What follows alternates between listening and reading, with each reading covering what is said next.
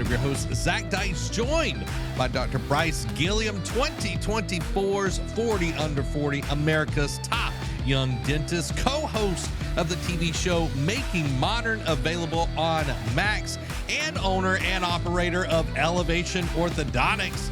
Welcome to the show, Dr. Bryce. Thank you so much for having me, man. I'm excited to be here. Dr. Bryce, I got to ask, before we get into the content, what are you most excited about for 2025? Opportunity for something a little bit different, for growth, to learn, to figure out what I can do better to serve my community. This year for me personally, 2025 is a year of giving. I am going to give a lot of myself, a lot of my team. I want to make sure that we're giving a lot more than we're receiving. And we're talking about the State of the Union, but from a orthodontic style. This is exciting. I'm excited. I hope people ask a lot of questions. This is what we're here for. We're here to help out. We're here to give our wisdom. We'll talk through any questions, any problems that you guys have, and see if we can help. Yeah, I'm excited because we're going to talk about last year, how everything kind of wrapped up, predictions for this year, and the thing that I'm most excited about, I feel like I'm bringing a little bit to the table, is goal setting. This is something that I really love, and we're going to be talking about setting goals for the new year, for your practice. 2024 was a crazy year, Dr. Bryce, and we just got some data from Gauge on where the industry ended in November of 2024. We don't have December yet. So let's kind of jump into that data. I'm going to bring it up on stage. But Dr. Bryce, kind of like seeing this data and everything, what are your initial thoughts on it?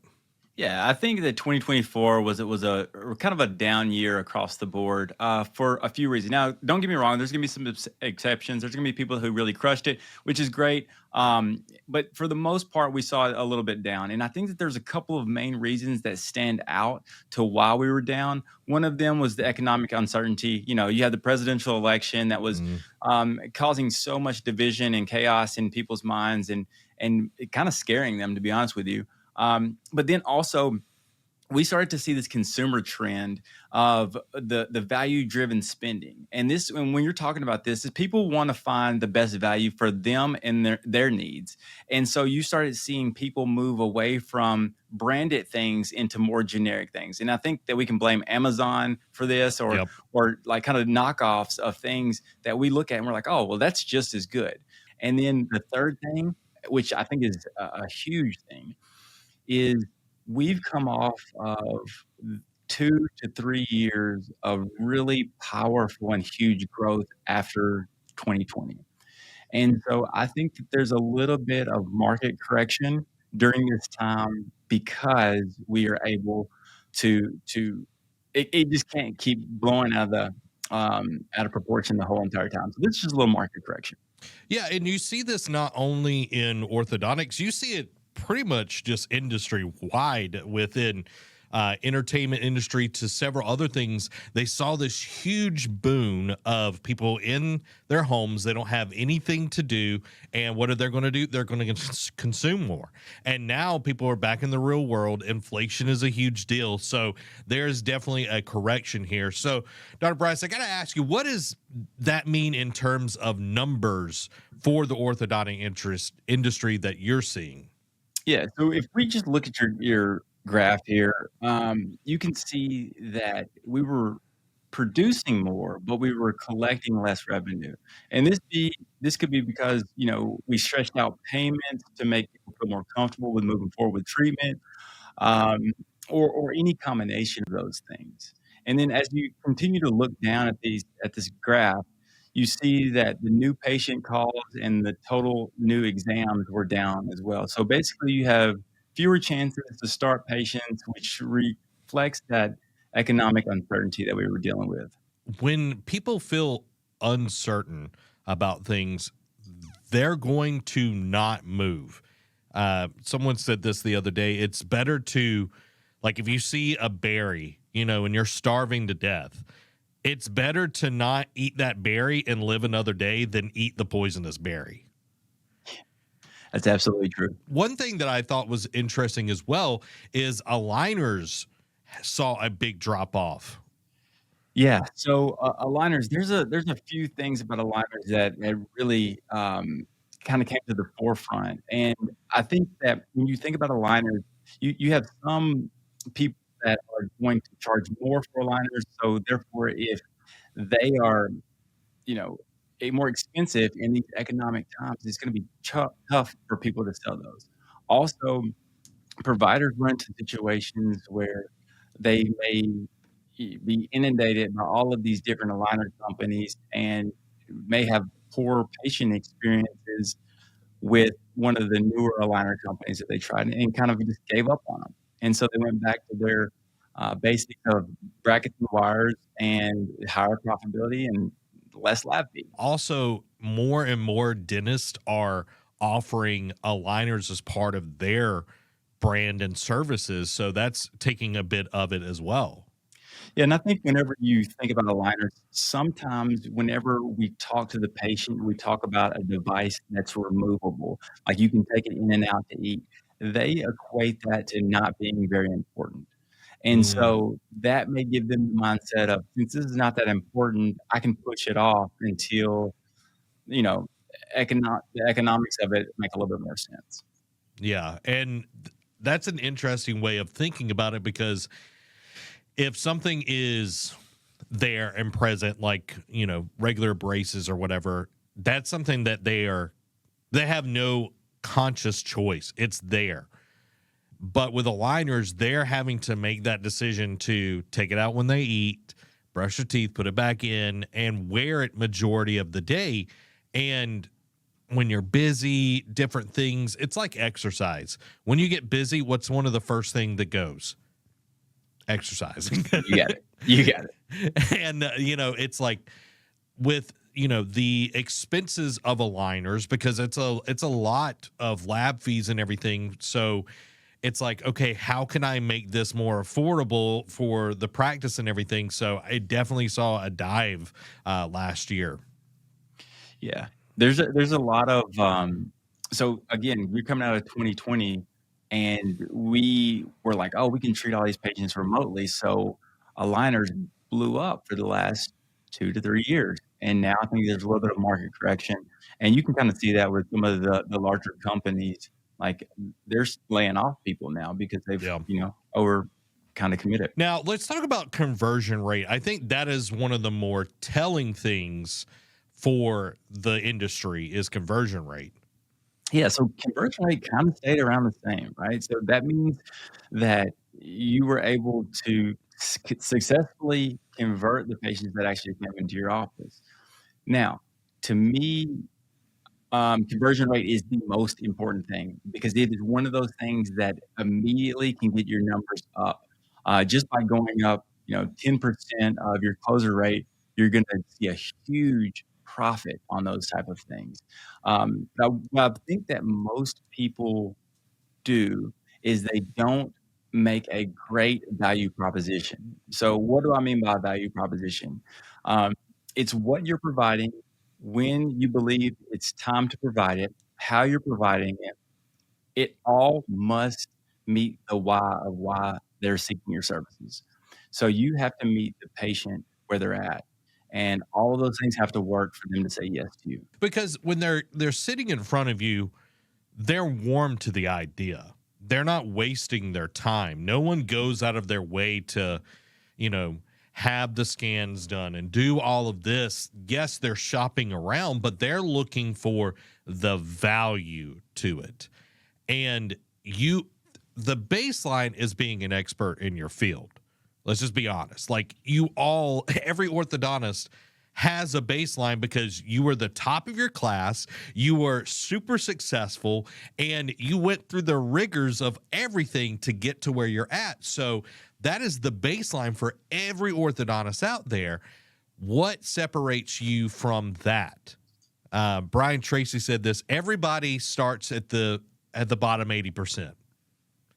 It's the ones that get out of their comfort zone and get to that top 20%. So, what can we do to get those conversions up and be that top 20%? It's super important, and this is where you wanna provide a place of learning for your TC to make sure that you are maximizing their skill set, but that also helps the office just generate a lot more of those successful wins. Just a quick plug. We have a great book that is just for TCs and it's totally free. So if you want to check out that resource, you can. And if you are a partner, we also have our course that is the Ultimate Treatment Coordinator that goes along with that book. And fantastic stuff Yeah. because sales is a relational thing. People buy off of emotions. They don't buy off of logic. As much as we would love to, as much as we would love to be logical about purchasing anything, it's always an emotional choice. You know, you don't be like, oh, I got to get gas. You're like, I can get gas in the morning. I'm tired. And Yep. then the morning That's comes, you're like, oh man, I should have got gas last night. absolutely right. So, Dr. Bryce, what can orthodontists look forward to in 2025, the year that we're in right now? I actually believe our best is right out in front of us. 2025 is going to look totally different. The election's behind us, so that's less distraction. Healthcare and wellness industries are at all-time high, especially like the preventative or self-care. I think it's important for you to start forming your marketing efforts and your messaging with this in mind. I want you to uh, start using terms like take action now can be something that you can enjoy for the rest of your life. Those things are what people are starting to identify with more. A little bit of preventative here will go a long way.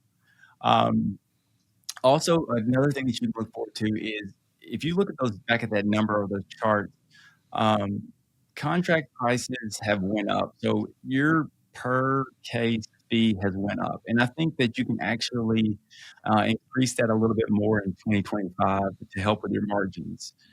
Um, be careful when you're doing this and add more value to make these prices justified, right? Maybe it's whitening, maybe it's a retainer program.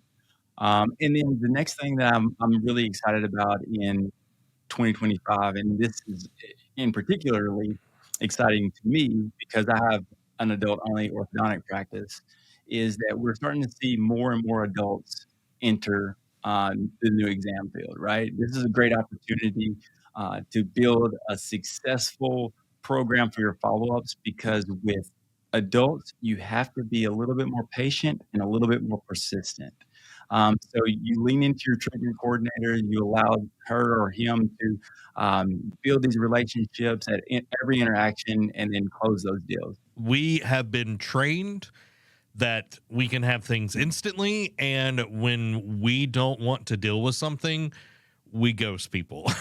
You know, that is just the fact, especially millennials. I'm a millennial and we hate talking on the phone. So learning how to best reach people, I think is going to be great. Building those relationships, because again, it's not just about the expertise, it's the relational part, especially for adults, because they don't have a mom bringing them in, it's themselves. So they are wholly like their decision is up to them. So I think that is one big thing that we should be looking at for the new year.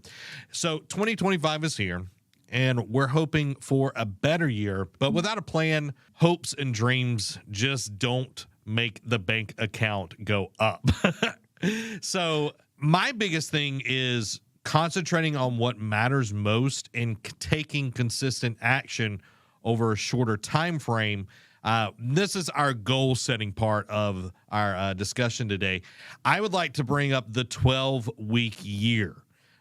This is something that has kind of revolutionized my way of thinking about it, because you look at any organization, Dr. Bryce, and I'm sure it's the same way for you. November, December, oh my God, just gangbusters. We're going after those sale goals. Like everybody's just doing it. It's like, man, we just crushed it. But what if every 12 weeks was like November and December at the end of the year? I think that's a great concept. I mean, you start to break the year down into much more manageable chunks, right? Yeah.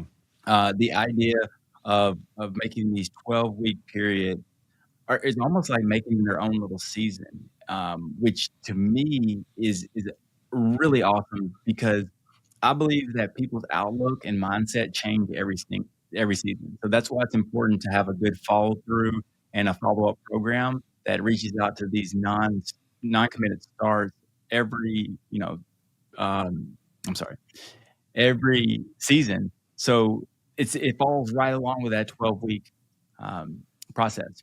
Yeah, because things might change within that 12 week. They might have paid off a car loan or something, like everybody goes through that. And I think this is such a great way to go about things because when you stop procrastinating and you actually put your goals on paper, things start to change and not just, oh, I'm going to lose weight in 2025. It's like, hey, I'm going to lose 10 pounds by X date.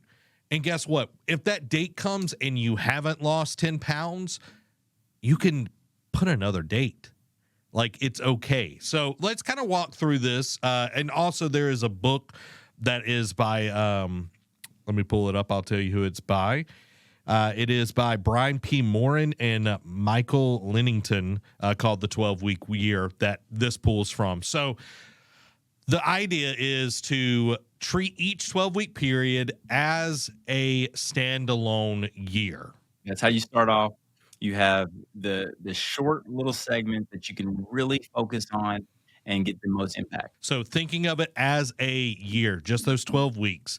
And I think the big thing is to set clear goals. You cannot be vague about your goals with this process. I agree. And I think you need to pick maybe 1 to 3 high impact goals for the 12-week period. Because you don't want to get too many, you don't want to reach too far. You want to get something that you can be laser focused on to make sure that the goals are specific and measurable and tied to a compelling vision of your success. Like, we're just focusing on this 12 weeks.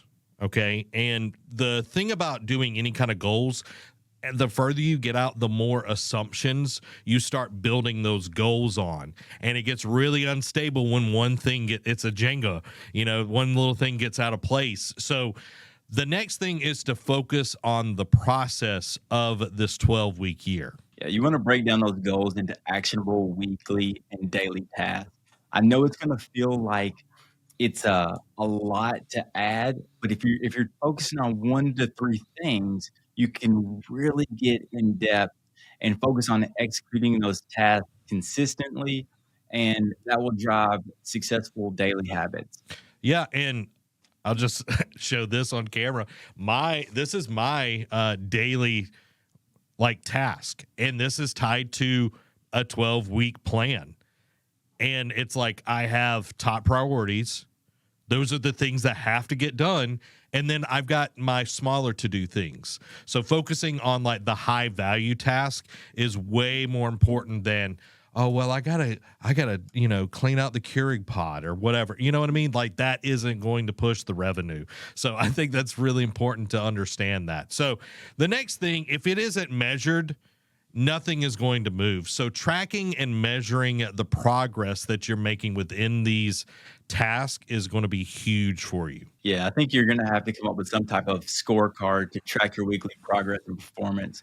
And I would shoot for about 85% execution rate on your plan task. You're not going to get them all, and that's okay. But what I don't want you to do is not get them all and give up. So if you can hit around the 85% execution rate on those plan tasks, you're going to be in a good spot. Say 1 week you got 60%. Okay. Next week, you're going to aim back for that 85%. And something that is a very stark contrast is when you're holding yourself accountable, sometimes it's going to you're going to be like, man, I really don't want to do this because I didn't hit my task, my 85%. And you have to level with yourself. That is okay. You can make that up. So just know it's going to be kind of looking in the mirror. When you wake up in the morning, you're like, is that what I look like? It's one of those things. So just know it's going to be a little bit of a shock to the system. But I think one of the big pieces is weekly planning and review sessions as well. Yeah, I always think that you do better when you plan in advance. So if you can plan, your week in advance, identify the most critical actions for success, those things will go to the forefront of your mind, and you'll be able to execute that plan. Having some people to do this with. It might be your TCs. They do a weekly session with, and it's like, hey, we need to have X amount of starts this week. Okay. How are we going to go about that? Well, we need this many new patients coming in. Okay. Like, how can we tighten up the script? It could be just little bitty tasks that go into that overall goal of starting more patients, and reflecting each week gives you that. Having that post-mortem, it's like, hey, well, this didn't work this week. Why do we think that? Was it something that we did? Is the plan the right plan? Or is it how we're going about it? I think that is another thing to think about in these sessions, is like, is it me or is it the plan? Because you don't want to throw the plan out just for, oh, it didn't work the one time. That's right. And I mean, you got to think about it like how we do orthodontics, right? You practice on a case and you use sound logic that you think will move the teeth in the right position. You look back at every single case and critically review it and say, man, I could have done this a little bit different to move that incisor just a little bit more. And it's the same kind of thing. You want to make sure that each week after you've performed your plan, how, I guess how it worked, and then you want to adjust accordingly. We kind of danced around this one, but the last part is accountability. And I think this is huge because a lot of people think accountability is consequences. Oh, well, you have to be accountable for your actions. That's usually consequence, but it's not. This is something that grown-ups do. And like, I think we have to like change that part of our mind, because that's how we've been trained, growing up. I like to say we're all just big 4-year-olds. Like, accountability kind of gives me a little bit of heebie-jeebies. I'm trying, my relationship with it, I got to improve as well. That's so funny. But I think, didn't we do an accountability podcast so that they can like log into and listen to?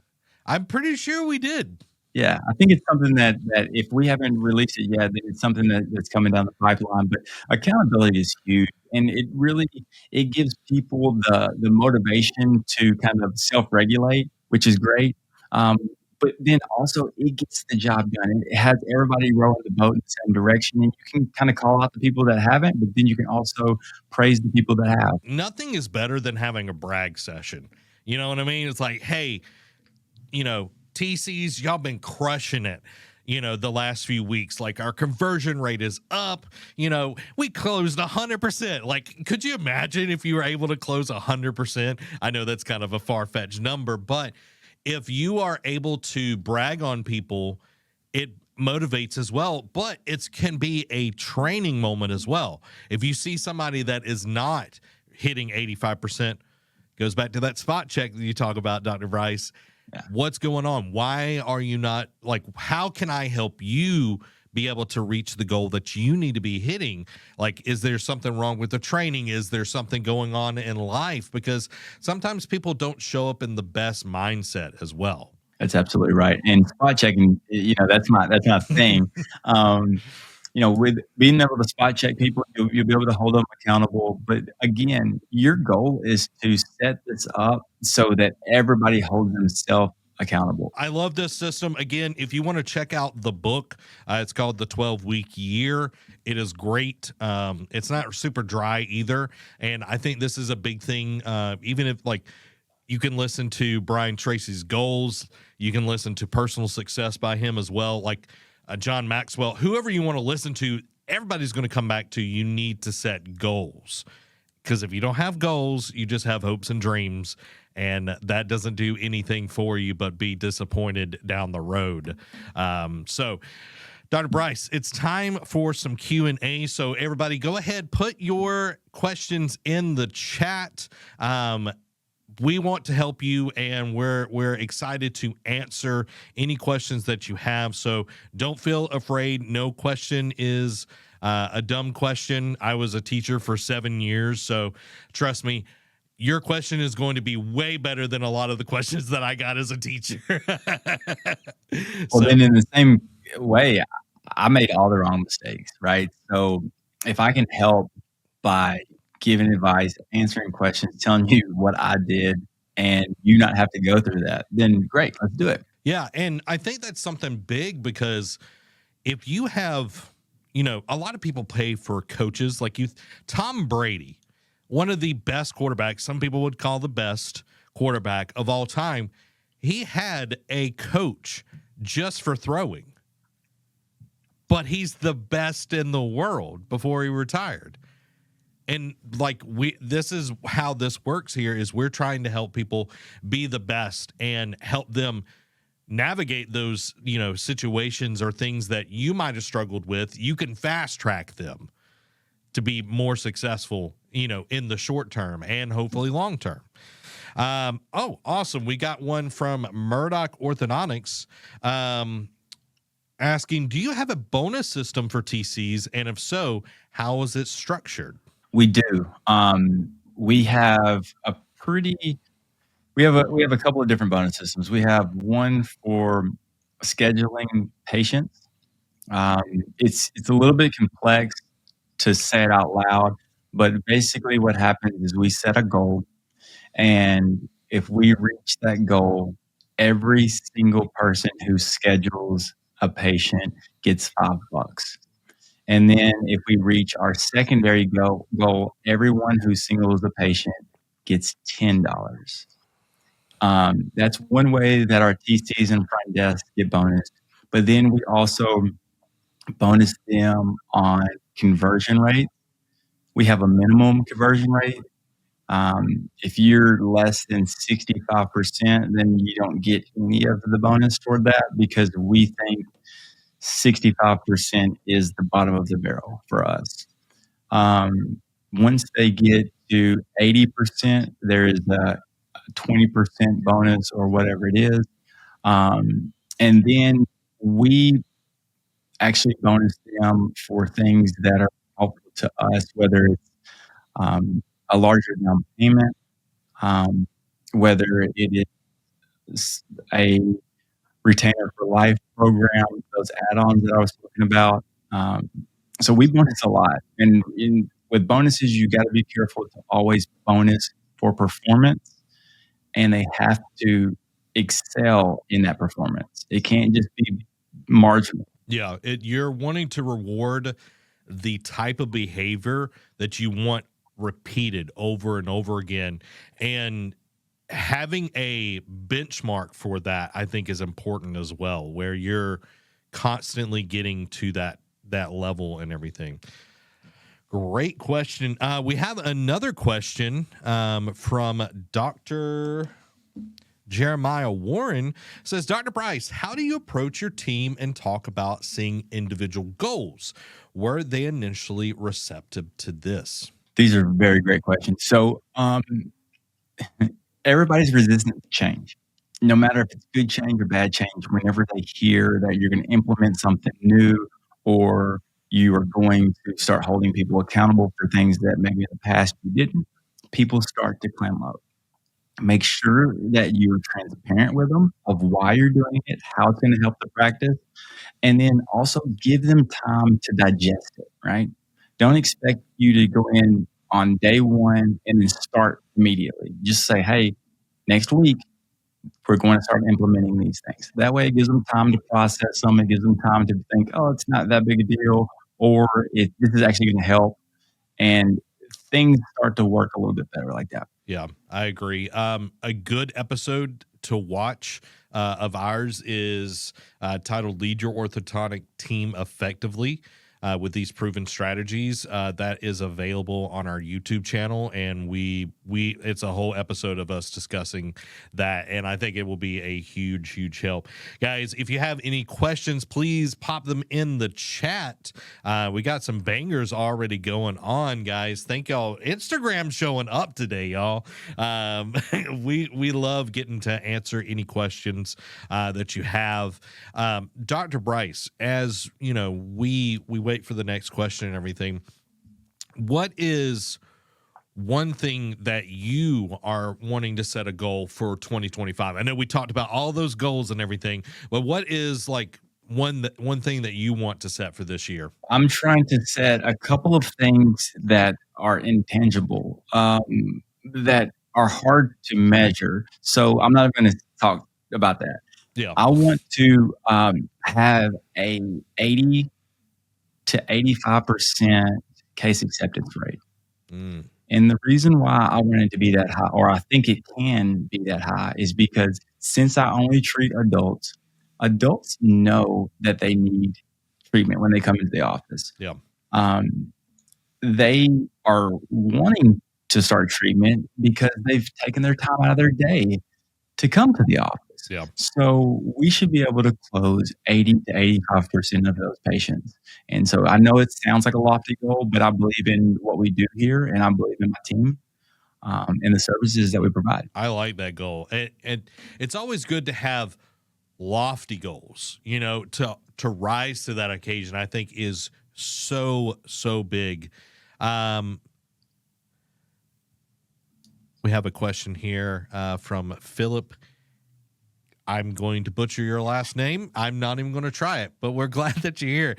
Phillip asks, what were your biggest hurdles when with implementation of retainer program, and how did you manage those? I'm planning on starting in the next 2 weeks. Yeah, the implementation of it is pretty straightforward. You're going to start seeing that it's pretty easy to get people to sign up for that because it makes sense. Where it becomes difficult is when you get a bunch of people who are wanting to get new retainers. And so those are things that you're going to have to work through with your processes. But implementation is pretty straightforward. It is the actual fulfillment of those obligations. And that won't happen until, 6 to 12 months down the road. I like it. And it's Curl, apparently. Thank you, Dr. Curl, for asking that question. And I think that is one of the biggest things with any kind of logistics is making sure that you plan out how everything is going to move, because a lot of times it is out of your hands as the doctor. You're waiting for the retainers to come in, the trays and all of that.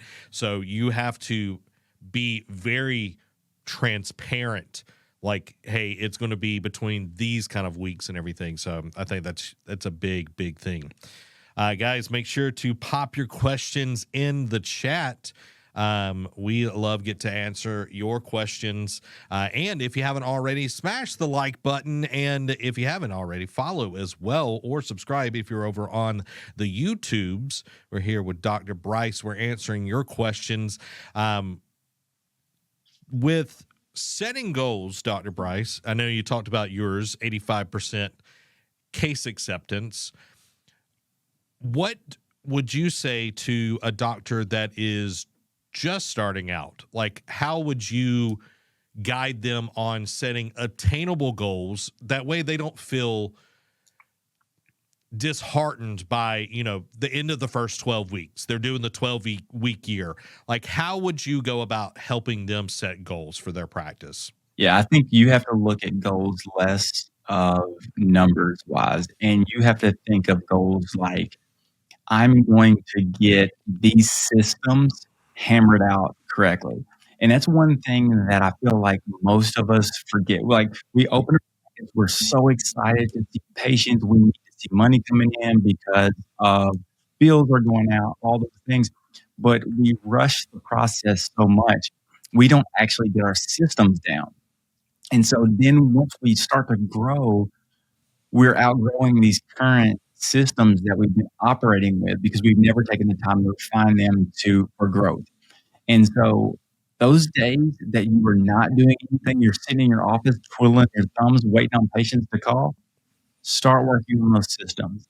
Get in there and figure out how you're going to onboard a new patient, how you're going to get them from the front door to the chair, how that new patient experience is going to go, how you're going to handle phone calls. All of those things need to be outlined in easy, simple, repeatable steps. So whenever you hire the next assistant or you hire the next front desk person, it's so easy and straightforward that they don't even have to think about it. I love that. And for anyone that wants some help with that, this is totally free. If you will email help at hipcreative.com. You can get our growth series books totally for free. And I might be shipping. I'm not over that.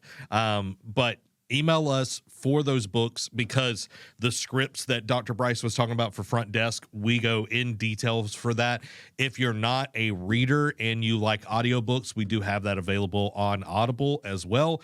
And if you like something that's more interactive, you can also have your team take the quizzes and everything. We do have it as a course as well. So if you want those, please email help@hipcreativeinc.com.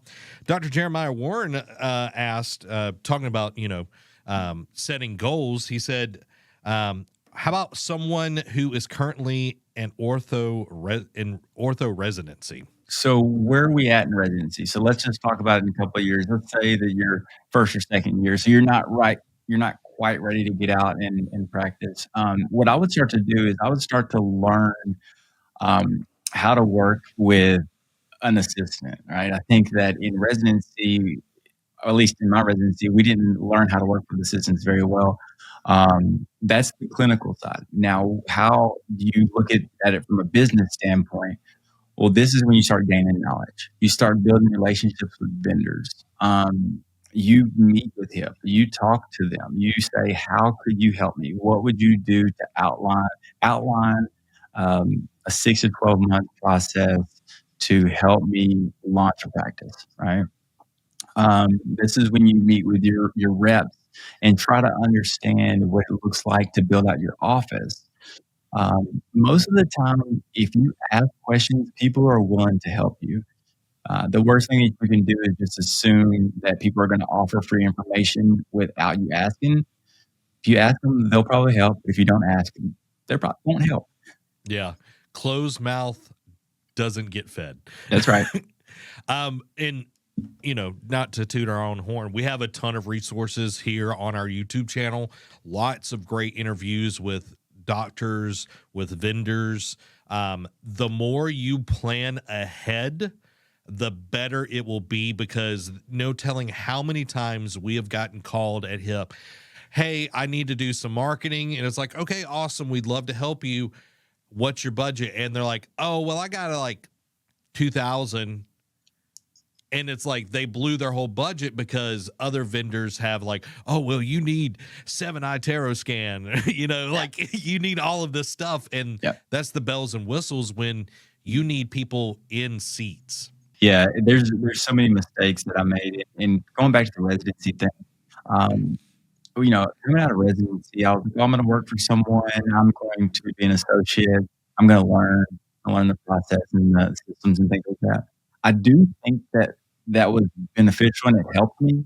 But looking back on it, I think it just delayed my progress. And the reason I say that is because you can watch it being done as an associate, but it's different whenever you become the boss and everybody's looking to you to figure it out.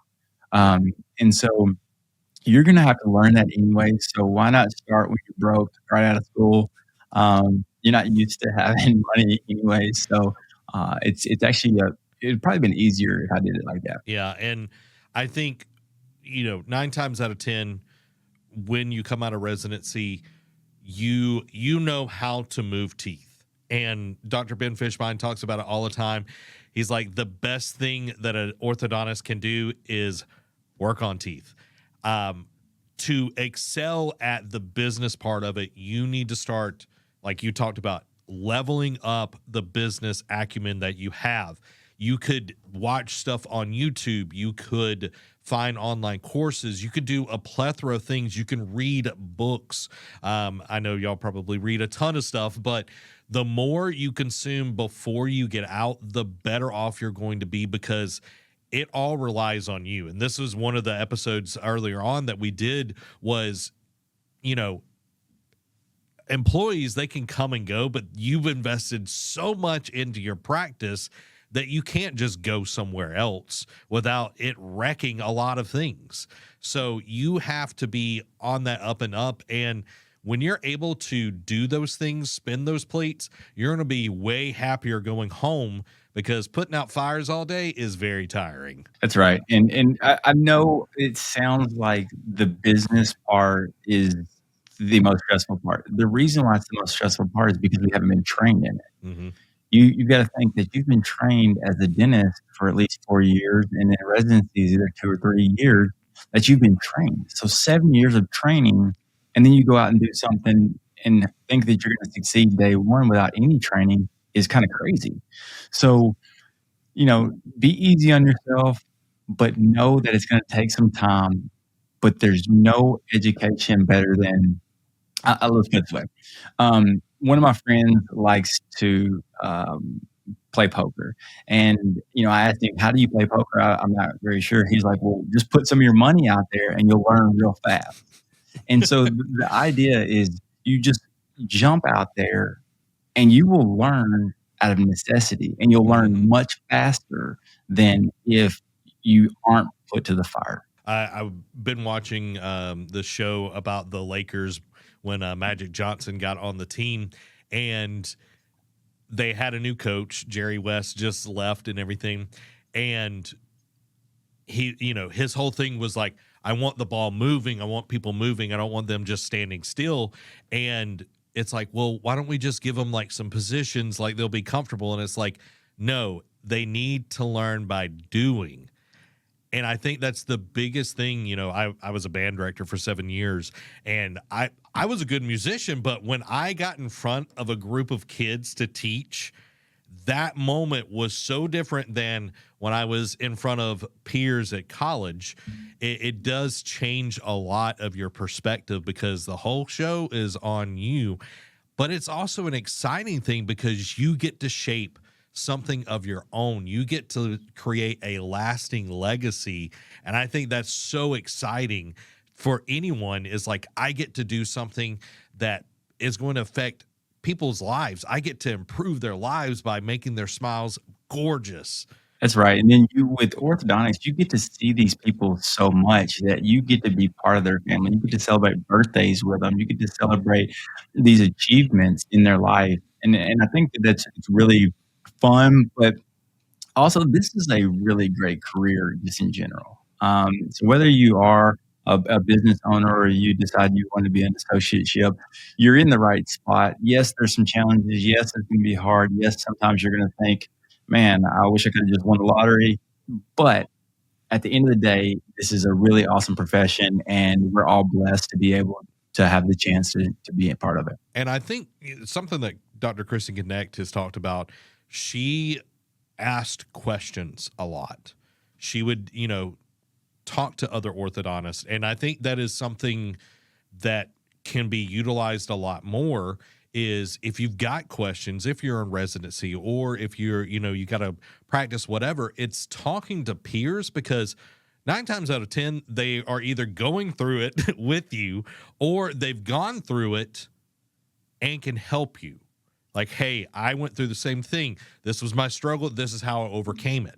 Or, yeah, man, I'm going through the same thing. Let's find somebody together so we can help each other out of this hole. And we've kind of built this community here in Nashville where we're, as orthodontists, we're pretty close.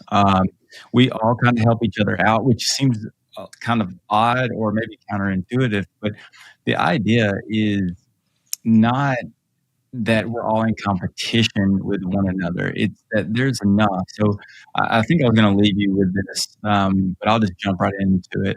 And what I want people to do is have a mind shift, or mindset shift. And I want people to get away from this scarcity mindset, that there's not enough patience, that if this person is being successful, that stops you from being successful. And that's just untrue. I want you to adopt a mindset of abundance where there's enough for everybody. There's enough patients, there's enough potential patients for everybody to succeed and reach their goals, and do the things that they're trying to do. And so don't be so fearful that there's not enough, because there is, I promise. I'm in a very competitive market, and we're successful, and so are my other colleagues, and you can be successful as well. Yeah, I think that is such a golden nugget of advice, is if you see everyone as an adversary, you're always afraid. But if you see everyone as an ally, everyone can succeed, because iron sharpens iron. As you know, a book says, I think that's super important, because what I might not know. I'm not great at math, but I know people that are really good at math, and it's like, I'm good at speaking in front of a bunch of people. They're not as great at speaking in front of a bunch of people. It's like everybody has their own thing and the thing that they're good at, and we can help each other. And I think that's huge. 2025 is going to be an amazing year. We've got a ton of content that we've got in the pipeline. We've got more episodes. Everybody needs to check those out. They are available as podcasts and videos on youtube.com/hip creative. I think it is. Just look up Hip Creative in the search bar and you'll find us there. You'll see our smiling faces on the thumbnails, and there's a ton of interviews as well over on our YouTube channel. You don't want to miss out on what we're doing here. We've got a lot of great shorts that are going out as well. Dr. Bryce, anything you want to add before we roll this thing? No, hey, listen, guys, I want to thank you for chiming in, listening, and asking questions. Questions are the best thing that you can do as a resident, as a seasoned orthodontist. Ask questions, get different points of view, perspectives. That way, it pushes you out of your comfort zone, but it also gives somebody the opportunity to help you. And sometimes just being able to help other people is all we need. So again, that's my whole thing for 2025, is to help and to give more. And so if I can be a resource to you at any point, just let me know. Guys, that is our stream today. Make sure to like and subscribe to our weekly podcast, the Grow Ortho Podcast, to hear more content and help you grow your practice. Mark Twain said it best: the secret of getting ahead is getting started. So get out there and get started making the changes you want to see in your practice now. This has been Zach. I'm Bryce. And thank you for listening to the Grow Ortho Podcast. Small, big guys.